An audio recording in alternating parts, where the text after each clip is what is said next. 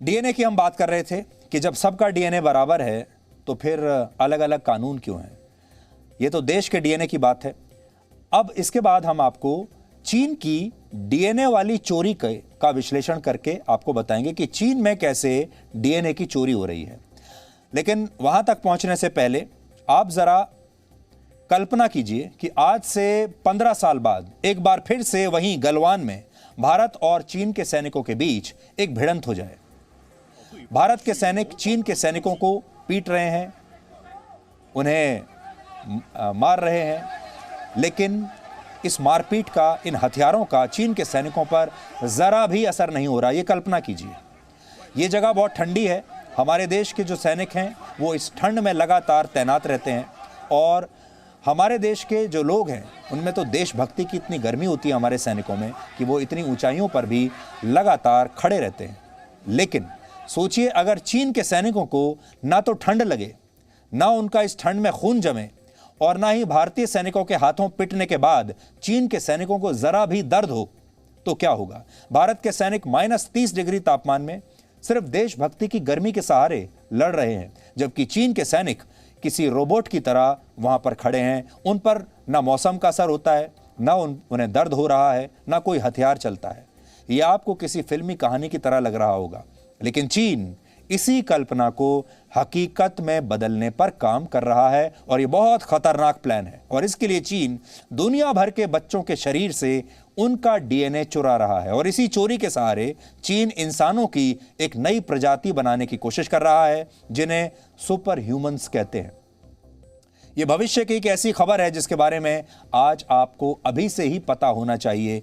जिस तरह से चीन ने वायरस का निर्माण कर लिया अपनी लैब्स में, और कई साल पहले किसी को इस बात की भनक भी नहीं थी, और वो वायरस ऐसा बनाया जो लगातार अपने आप को बदल रहा है, लगातार म्यूटेट कर रहा है। अब चीन वैसा ही काम इंसानों के साथ करने वाला है।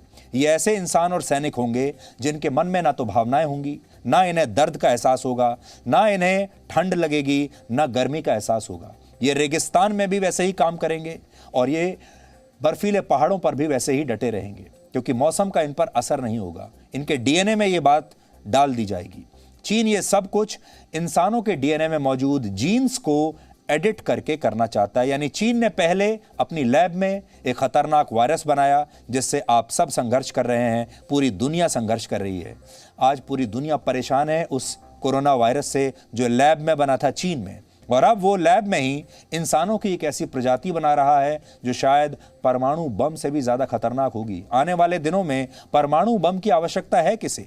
चीन ने ये वायरस बनाकर आपको दिखा दिया कि अब मिसाइलों की, टैंक्स की, हथियारों की, बंदूकों की आवश्यकता है ही नहीं। ये वायरस आप छोड़ दीजिए, इसी से देश के देश खत्म हो जाएंगे, इसलिए लड़ाई करने की आवश्यकता ही नहीं। इंसानों के जीन्स पर स्टडी करने वाली चीन की एक कंपनी है जिसका नाम है बीजीआई ग्रुप। इस बीजीआई ग्रुप पर यह आरोप लगा है कि इस कंपनी ने चीन की सेना के साथ मिलकर दुनिया भर की 80 लाख से ज्यादा महिलाओं के गर्भ में पल रहे बच्चों के जेनेटिक डेटा को चुरा लिया है, ताकि चीन इस डेटा की मदद से सुपर ह्यूमंस की एक ऐसी प्रजाति तैयार कर सके जिन्हें युद्ध में हराना किसी भी सैनिक के लिए नामुमकिन हो जाएगा। बीजीआई का पूरा नाम है बीजिंग जेनोमिक्स इंस्टीट्यूट। आरोप यह है कि बीजीआई ने ऐसा करने के लिए चीन की पीपल्स लिबरेशन आर्मी के साथ मिलकर गर्भवती महिलाओं के लिए एक खास टेस्ट विकसित किया है और इस टेस्ट का नाम है निफ्टी। इसे निफ्टी टेस्ट कहते हैं। वर्ष 2013 में बीजीआई ने दुनिया भर के देशों में इस टेस्ट की मार्केटिंग शुरू की थी और इसके तहत गर्भवती महिलाओं के शरीर से डीएनए के कुछ सैंपल्स लिए जाते हैं और फिर इन सैंपल्स को स्टडी करके ये पता लगाया जाता है कि कहीं जन्म लेने वाले बच्चों को डाउन सिंड्रोम जैसी कोई बीमारी तो नहीं है। टेस्ट करने की यह तकनीक बीजीआई दुनिया के 52 से ज्यादा देशों को बेचता है। इनमें ब्रिटेन, यूरोप के देश, कनाडा, ऑस्ट्रेलिया, थाईलैंड और भारत समेत 52 देश हैं। हमारा देश भारत भी उनमें शामिल है। भारत में भी अब इस टेस्ट का बड़े पैमाने पर इस्तेमाल होने लगा है। भारत में निफ्टी टेस्ट का खर्च 12 से 13 हजार रुपए के आसपास आता है। हालांकि अभी इस बात की पुष्टि नहीं हो पाई है कि चीन ने भारत से भेजे गए सैंपल से भी कितना जेनेटिक डेटा चुराया है या नहीं चुराया है। ये जो टेस्ट है डीएनए की जांच करने वाली लैब्स में किए जाते हैं। ये लैब्स 7 से 10 दिन में अपनी रिपोर्ट जारी करती हैं और माता पिता को यह पता लग जाता है इस टेस्ट के जरिए कि कहीं उनके बच्चे को कोई गंभीर बीमारी तो नहीं। भारत में हजारों लैब्स और सेंटर्स पर इस टेस्ट की सुविधा उपलब्ध है। भारत में बच्चों को जन्म देने वाली महिलाएं जितनी जांच कराती हैं उनमें से इस तरह के टेस्ट की हिस्सेदारी 11% है और एक अनुमान के मुताबिक वर्ष 2025 तक भारत में इस टेस्ट का कारोबार 155 करोड़ रुपए तक पहुंच जाएगा। यानी आज भी बहुत सारी गर्भवती महिलाएं भारत में भी ये टेस्ट करा रही हैं क्योंकि वो ये जानना चाहती हैं कि उनका जो पैदा होने वाला बच्चा है उसमें कोई गंभीर बीमारी तो नहीं। आप कहेंगे जब ये टेस्ट जन्म लेने वाले बच्चे के स्वास्थ्य का पहले ही पता लगाने में सक्षम है तो फिर इसमें समस्या क्या है। ये तो एक अच्छी तकनीक है, इसका अच्छा इस्तेमाल होना चाहिए, ये तो अच्छी बात है। समस्या इसमें यह है कि जब कोई महिला ये टेस्ट कराती है तो उसका जेनेटिक डेटा चीन के बीजीआई ग्रुप के पास पहुंच जाता है और बाद में यही बीजीआई इस डेटा को चीन की सरकार को सौंप देता है और फिर चीन की सरकार इसका जैसे चाहे वैसे इस्तेमाल कर सकती है। अंतर्राष्ट्रीय न्यूज एजेंसी रॉयटर्स की एक रिपोर्ट के मुताबिक बीजीआई खून के बचे हुए सैंपल्स की जांच हांगकांग में मौजूद अपनी लैब में कराता है और फिर इसके जरिए दुनिया भर की जनसंख्या पर रिसर्च की जाती है। इसके बाद हासिल किए गए डेटा को चीन के शेनज़ेन में मौजूद जीन डेटा बैंक में जमा कर दिया जाता है। इस बैंक की स्थापना चीन की सरकार ने ही की थी, जिसका संचालन बीजीआई ग्रुप द्वारा ही किया जाता है। न्यूज एजेंसी रॉयटर्स ने अपनी जांच में यह पाया कि यूरोप और एशिया से करीब 500 महिलाओं के डीएनए सैंपल्स को चीन के जीन डेटा बैंक में भेजा गया, लेकिन यह संख्या इससे कहीं ज्यादा भी हो सकती है। हम पुष्टि के साथ यह बात कह नहीं सकते। चीन ने इस जेनेटिक डेटा की चोरी को बहुत चालाकी से एक कानूनी शक्ल भी दे दी है, यानी इसे लीगल बना दिया है।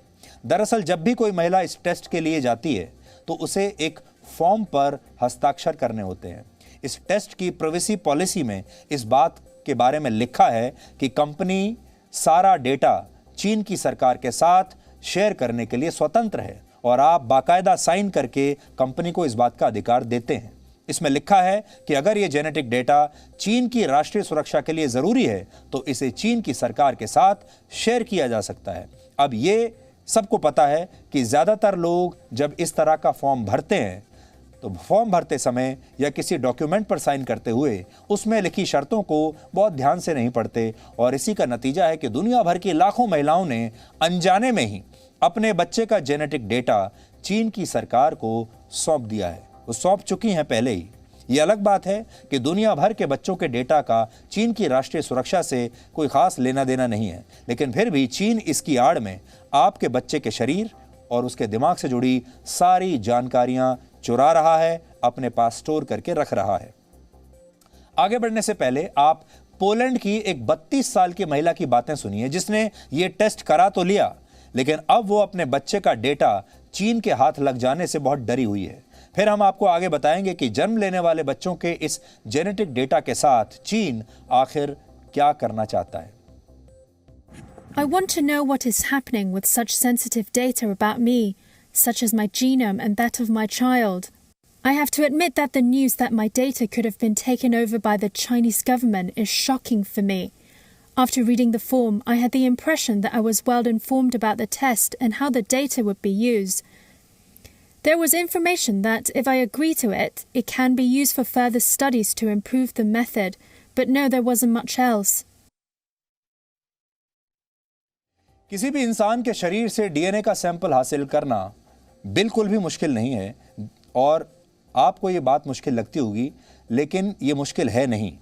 इसके लिए बहुत छोटी छोटी चीज़ें अगर हासिल कर ली जाएं तो ये डीएनए टेस्ट किया जा सकता है। इसके लिए आपके सिर का एक बाल, आपका टूथब्रश, आपका एक नाखून का हिस्सा, आपके द्वारा पी गई सिगरेट की बट्स और आपके द्वारा चबाई गई च्युइंग गम जैसी मामूली सी चीज़ें भी काम आ सकती हैं। यानी आपके शरीर के डेटा को चुराना आपके मोबाइल फ़ोन के डेटा को चुराने से भी कहीं ज़्यादा आसान है, और यही काम अब चोरी में माहिर चीन पूरी दुनिया में बड़े पैमाने पर कर रहा है। चीन इस जीनोम डेटा की मदद से बहुत सारे उद्देश्य हासिल करना चाहता है। इसमें पहला यह है कि इस डेटा के सहारे चीन की दवा बनाने वाली कंपनियां दुनिया भर में बढ़त हासिल कर सकती हैं और ज़्यादा बेहतर दवाएं बना सकती हैं। लेकिन चीन के दिमाग में इसके अलावा भी बहुत कुछ है। उदाहरण के लिए चीन इस डेटा की मदद से भविष्य के ऐसे सैनिक तैयार करना चाहता है जिन्हें युद्ध में हराना बहुत मुश्किल हो जाएगा। चीन ऐसा जीन एडिटिंग की मदद से करेगा, और ऐसा करने के लिए चीन दुनिया भर से जीनोम डेटा को इकट्ठा करना चाहता है। जीन एडिटिंग की मदद से ऐसे सैनिक तैयार किए जा सकते हैं जिन्हें कोई बीमारी नहीं होगी, जो युद्ध के मैदान में ना तो थकेंगे और ना ही उन्हें नींद आएगी। इसके अलावा ऐसे सैनिकों को कोई दर्द का एहसास नहीं होगा, इनमें ना तो भावनाएं होंगी, ना ही इन्हें किसी चीज़ से डर लगेगा, ना ये ज़्यादा खुश होंगे, ना ही इन्हें गम का एहसास होगा। ये सब बातें आपको बड़ी फिल्मी लग रही होंगी, और आपने देखा होगा इससे पहले कई हॉलीवुड फिल्म्स इसी टेक्नोलॉजी पर आधारित बन चुकी हैं, जिनमें ये बातें बताई गई हैं कि भविष्य में ऐसा होगा जब सुपर ह्यूमन बींग्स बना लिए जाएंगे, और ये सब लैब्स में होगा। लेकिन जीन एडिटिंग की मदद से ऐसा संभव है, और चीन लगातार इसी पर काम कर रहा है। 2018 में चीन के एक वैज्ञानिक ने दावा किया था कि उसने ऐसी 2 जुड़वां बच्चियों के जीन्स को एडिट किया है जिनके माँ बाप को HIV जैसी गंभीर बीमारी थी। इस वैज्ञानिक का दावा था कि जीन एडिटिंग की मदद से उसने बच्चियों को भी ये बीमारी होने की आशंका को बहुत हद तक दूर कर दिया था। कुछ दिन पहले चीन पर यह आरोप लगे थे कि उसके वैज्ञानिक वर्ष 2013 से ही कोरोना वायरस के जीन्स में बदलाव करके उसे ज्यादा खतरनाक बनाने की कोशिश कर रहे थे, और शायद वायरस का यही खतरनाक स्वरूप चीन की लैब से लीक होकर पूरी दुनिया में फैल गया, जिससे आज तक आप परेशान हैं। इसके अलावा चीन जीनोम एडिटिंग के जरिए सुपर ह्यूमंस भी तैयार कर सकता है। सैनिकों की तरह इन सुपर ह्यूमंस की कई विशेषताएं होंगी, और इनकी शारीरिक क्षमता और बुद्धिमानी का मुकाबला करना आम इंसानों के लिए संभव नहीं होगा। हालांकि आरोपों पर जो ये आरोप लग रहे हैं, इन आरोपों के जवाब में चीन की कंपनी BGI ने अपनी सफाई दी है, और अपनी सफाई में उसने कहा है कि उसकी पहुंच लोगों के पर्सनल डेटा तक नहीं है, और उसने कभी भी ये जेनेटिक डेटा चीन की सरकार को नहीं सौंपा है। हालांकि चीन और चीन की कंपनियों के दावों पर पूरी दुनिया को उतना ही यकीन है जितना आमतौर पर चाइनीज प्रोडक्ट्स पर होता है, यानी ना के बराबर।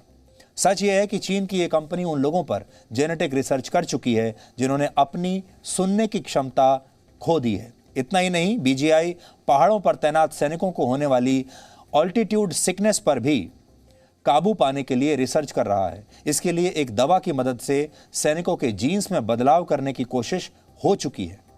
BGI खुद चीन की 3rd मिलिट्री मेडिकल यूनिवर्सिटी के साथ मिलकर एक ऐसी रिसर्च प्रकाशित कर चुकी है जिसका मकसद चीन के हान मूल के लोगों को पहाड़ों पर होने वाली ब्रेन इंजरी, यानी मानसिक चोट जो लगती है, उससे बचाना है। चीन की आबादी में हान मूल के लोगों की संख्या सबसे ज्यादा है, और हान मूल के सैनिक ही तिब्बत और शिनजियांग जैसे उन इलाकों में तैनात किए जाते हैं जिनकी सीमाएं भारत के लद्दाख से मिलती हैं, और ये बर्फीली चोटियां हैं। यानी हो सकता है कि गलवान में भारत के हाथों पिटने के बाद कुछ वर्षों में चीन इस इलाके में अपने ऐसे सुपर सैनिक तैनात कर दे जिन्हें जीन एडिटिंग की मदद से तैयार किया गया है। हालांकि ऐसा करने में अभी चीन को कई वर्ष और लग जाएंगे, लेकिन चीन ने इस दिशा में काम अभी से शुरू कर दिया है, और चीन अपने खतरनाक इरादों के लिए पूरी दुनिया में कुख्यात है। सोचिए, अगर कुछ वर्ष पहले ही पूरी दुनिया को यह पता चल जाता कि चीन की लैब्स में कोरोना वायरस बन रहा है, तो शायद तब हम कुछ ऐसे कदम उठा सकते थे जिससे दुनिया बच जाती। तब बहुत देर हो चुकी थी। लेकिन इस बार देर नहीं होनी चाहिए, और भविष्य में ये सब कुछ आपकी आंखों के सामने होगा। इसलिए ये आपको सावधान करने वाली खबर है, और ना सिर्फ लोग सावधान हो जाएं, बल्कि दुनिया भर के जो देश हैं उन्हें भी चीन से सावधान रहने की अब बहुत जरूरत है। Presenting B News app available on Google Play and App Store. Download it now.